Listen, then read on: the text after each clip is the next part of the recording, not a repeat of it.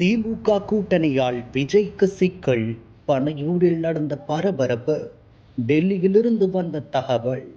சட்டமன்ற தேர்தலை முன்னிட்டு தமிழக அரசியலில் கூட்டணி கணக்குகள் தீவிரமாக பேசப்பட்டு வரும் நிலையில் திமுக காங்கிரஸ் கூட்டணியை இறுதி செய்துள்ளது. 28 தொகுதிகள், ஒரு ராஜ்யசபா சீட் என்ற திமுகவின் ஆஃபரை காங்கிரஸ் ஏற்றுக்கொண்டுள்ளது. கடைசி வரை காத்திருந்த விஜய்க்கு ஆதரவு கிடைக்காமல் தனியாக நிற்கிறார். இதன் பின்னணியில் நடந்த விஷயம்தான் தற்போது பரபரப்பை ஏற்படுத்தியுள்ளது. தமிழகத்தில் நடைபெறவுள்ள 2026 சட்டமன்ற தேர்தலை முன்னிட்டு காங்கிரஸ் மற்றும் திமுக இடையே தொகுதி ஒதுக்கீடு தொடர்பாக கடந்த சில வாரங்களாக கடும் கருத்து வேறுபாடுகள் நிலவி வந்தன. இதனால் இந்த கூட்டணி உடையும் என எதிர்க்கட்சிகள் எல்லாம் கூறி வந்தன. ஆனால் ஸ்டாலின் தமிழக அரசியலில் ஆட்சியில் பங்கு என்ற நடைமுறை பொருந்தாது. மேலும் மாநிலத்தில் காங்கிரசுக்கு வலுவான அமைப்பு இல்லாத நிலையில் அதிக தொகுதிகள் வழங்கினால் அது எதிரணிக்கு ஆதாயமாகிவிடும் என்ற கருத்து திமுக தரப்பில் முன்வைக்கப்பட்டதாக தகவல்கள் வெளியாகின. இதனால் அதிருப்தி அடைந்த ராகுல் காந்தி அடுத்த கட்ட அரசியல் விருப்பமாக தமிழக வெற்றி கழகம் கட்சியுடன் கூட்டணி அமைப்பது குறித்து சிந்தித்ததாக கூறப்படுகிறது. தவேகாவுடன் இணைந்தால்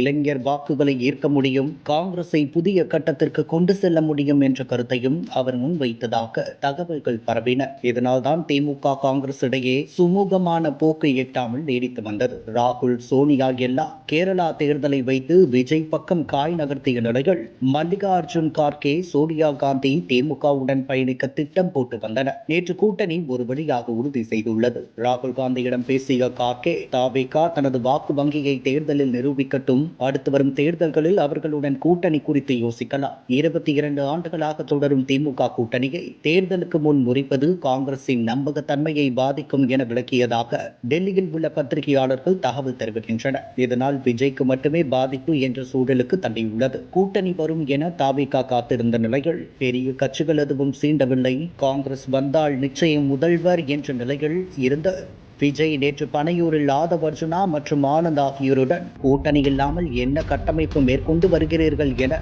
கடுமையாக பேசியதாக கூறப்படுகிறது.